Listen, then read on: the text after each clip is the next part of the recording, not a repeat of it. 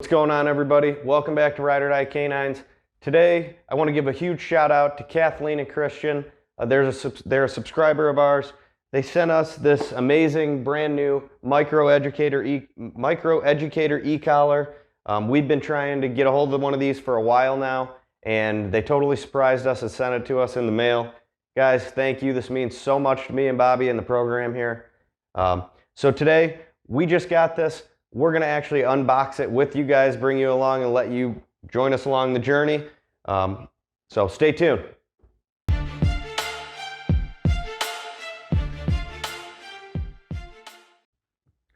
All right, so I'm going to bring you guys along and actually unbox this with you. So this so far, I already like this thing.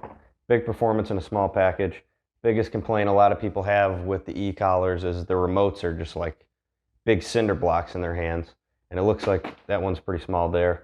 Another thing I like about this is it looks like it's made for small dogs.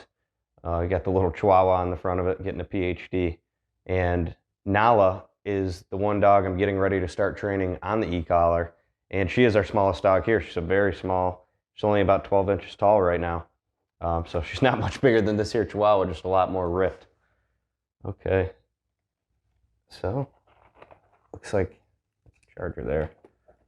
This is what I think looks. This is my biggest thing right here for convenience. That fits right in your hand. Fits right in my hand anyway. And it looks like all the buttons are right on the side here, so you don't have to go looking for them down the screen.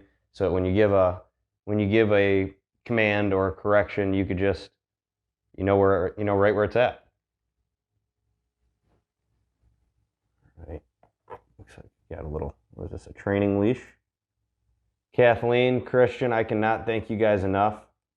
I mean, this blew me and Bobby's mind. Okay, so what is this? It goes on looks like it goes on the collar here, or the remote here. That's convenient. That's very convenient. You don't have to hold it in your pocket, accidentally push a button if you're not using it at the same time. Collar itself looks very similar. So these look like the standard prongs here. One thing I do know, I'm sure these came with them. Let's see. Yeah, so there's two different versions of prongs that you would use. For a dog like the ones we have here, the bullies, the short hair, you're going to want to use these shorter nubs because this is just the contact points that go on your dog's neck. And if you have a longer hair dog like a shepherd or something like that, these right here may not make contact. So you would use the little tool that it came with here, take these out and replace it with just a longer version, just to make those contact points. Always make sure you're brushing your dog's coat out right around the area that you're going to be putting these in the first place, just to remove any dead hair, so that you are going to be getting consistent contact when you're using these things. Just a safety tip. But yeah, guys, this looks pretty sweet. Really, really impressed. I mean, most of these look pretty much the same as far as the collar goes, but the fact that you get such amazing distance on these and the convenience of the collar right in your hand here. It is waterproof. They can go swimming with these and still be able to receive commands. It goes up to 1/3 of a mile, and if your dog's farther than that away from you, then you better figure out something to get that dog back. That right there is a bigger problem than anything. Dog's not going to be able to hear any commands that you're trying to give it over 1/4 mile, and anything you're just given as a correction here is almost abusive. So, all right, guys. So now we're going to go plug this thing in. We're going to hang out with Royce for a second while this thing charges up. We're going to get Nala. We're going to put it on her, and we're going to start seeing how it works. All right, guys. So let's get this on Nala. What's up, Nala? Huh? What's up? You ready to get a PhD? You ready to get a PhD like that little Chihuahua on the box? All right, let's go. Let's go. Oh, I know you're excited. I know you're excited. Come on. Girl, good girl. You ready? You ready? All right. So we're going to get the collar on Nala here. See how it's fitted. We're going to make sure that this side's pointed towards us so we can see the light blinking when we're giving her the correction and communicating with her. Oh, yeah, you are. You are good. Excited, aren't you? All right. Wow, that's a long collar, but that's okay because right now she's still such a young puppy that, oh, she's still such a young puppy that she's going to grow a lot more. So we're not going to cut it too much yet. All right, hang on. All right, so when you're putting these on, you want to make sure you can just slip about 2 fingers underneath the collar. Oh, you want the treats in my hand, huh? You focus on those. Oh, I slipped this in here. Pretty easy to set up, guys. I'm making it look difficult because I'm only using one hand here to do it. We're going to still leave the flat collar on her that she's wearing right now because you never want to actually attach a leash to these collars. But you want to have a leash on the dog when you start introducing, no matter how well you think your dog is trained at this point. Just so if the dog doesn't understand what you're doing when you're giving the stint, you can start to help guide the dog with a little bit of leash pressure, but it's going to be little to none. I mean, think about it. If you're trying to do this and you don't have a dog leash to try and help guide the dog into the direction you're asking about, how are you supposed to be able to enforce what you're asking the dog to do and help clarify that communication? Because this is a whole nother language you're about to be teaching them. But all right, guys, we're going to get some training done here. Get her used to this collar instead of letting her just eat all these treats out of my hand. Stay tuned and we'll let you check it out at the end. All right, thanks to some editing and movie magic, we're back. It's been a little while now. We just did all our introduction training with Nala to this tool. You don't ever want to overwork a dog, especially with these types of tools, and burn them out because they'll start to negatively associate. They'll start to associate this tool with negativity, and that's not at all what we're looking for right now. Every time we pull these things out, we want the dog to get excited for the training, and anytime we're not doing that, then we're doing something wrong. So we'll show you a few clips of what we did in the meantime, but I hope you guys enjoyed. Stay tuned for more updates, and as always, remember to like, comment, subscribe, share the videos. Have a good one.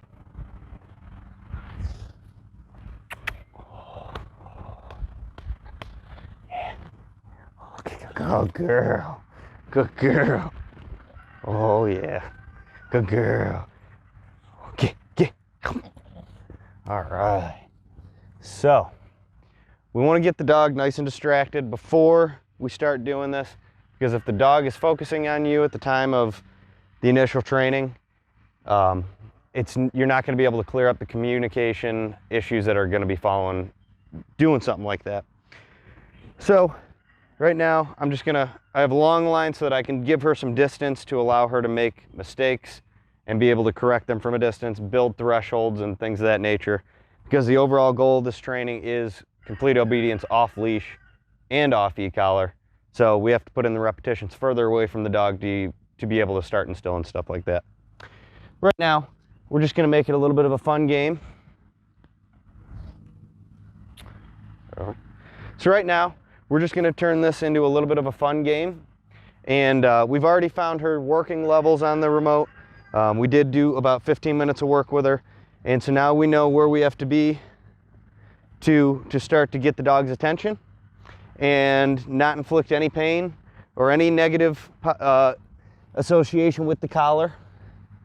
And we'll help this dog understand that now we're speaking from just a different language. And just like this leash right here is a way to communicate with your dog, this collar is an easier way to communicate with your dog, and it's a lot less confusing. And it's a lot less harsh on the dog because you're not damaging that airway by yanking on a leash when you have to get the dog's attention. And not saying everybody has to do that, but think about you guys that have dogs out there that react to a squirrel in a tree across the street with 15 cars driving by. Are you strong enough? You think you're going to catch it in time? This remote's going to work all the way up to 1/3 of a mile. So you can grab that dog's attention at any point from A to B. So now that it looks like she's a little distracted, we've already got her to understanding, kind of what this thing means. We got her working level. So now what I'm going to do is I'm going to always say her name before I give a command to let her know that she needs to start to, it's like muscle memory. She needs to start to listen up for what comes next as soon as she hears her name. And as soon as I give that command, I'm going to be tapping the stint and holding it. Now, as soon as she gives me even close to what I'm looking for, And what I mean by that is if I give her the recall command to come over to me, as soon as I give that command, I'm going to start tapping. As soon as she does anything, even like gives me eye contact, letting me know that she's about to follow that command, I'm going to immediately release the button until she stops directly going through with the command. If at any point she stops following through with that command, we will lightly tap again. And as soon as she starts correcting herself, then we will let off it again. As soon as she follows through with the command, we will make it a really exciting, positive outcome for the dog, and just start to build this communication from there on out. And these little stints that are gonna seem a little confusing at first are gonna clear right up for her. So we're gonna do things with commands that she already knows, because we're not teaching anything with the e-collar, we're just reinforcing it. So we're gonna get her, now, go get.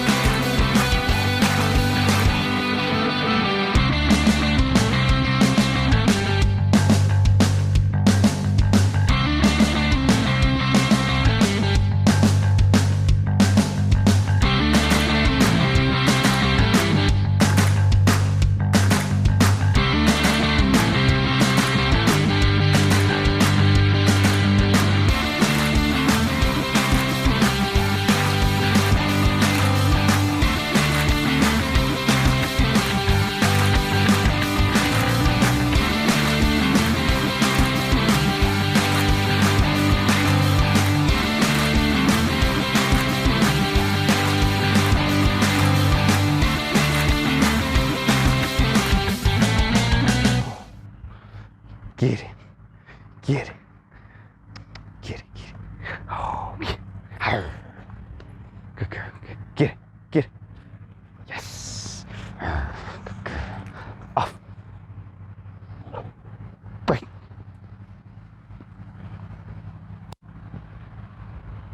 Nala, come. Yeah. Good girl. Good girl.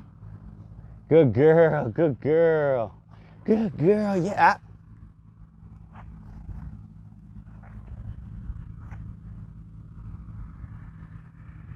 Yes, yes, good girl, good girl, break, yeah. So that was perfect. She actually tested the waters to see if she could figure out how this thing works. So she started coming to me. It immediately stopped as soon as she gave me her attention. Then she went, well, what happens if I don't go all the way to him? So she tried that. Hang on, I'm gonna do one right now. Nala, come. Yes, good girl, good girl, good girl. Break. And then, so what she did was about halfway to me, she changed direction, and all I had to do, tap this. She stood there for a second. Now this tap goes on for 5 seconds. If I hold this button down, it'll go for 5 seconds, giving 5 stints, and then it'll just stop. You'd have to re-click the button again. So what I did was I held it down. She looked confused for a second. I let off it. I gave her a second to gather her thoughts, and then I hit it again for 5 seconds.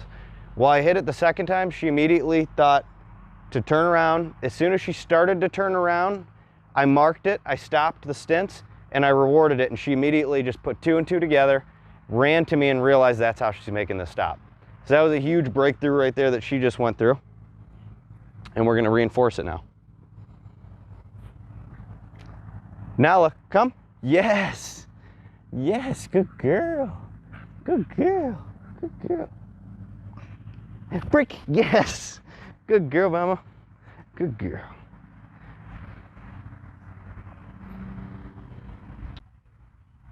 All right, guys. Well, she's starting to get the hang of things. We're both super excited, and she looks like she's ready for a break at this time, though. So with that, we're going to end it here. I hope you guys enjoyed the content. As always, remember to like, comment, subscribe, share the videos, and stay tuned for more updates.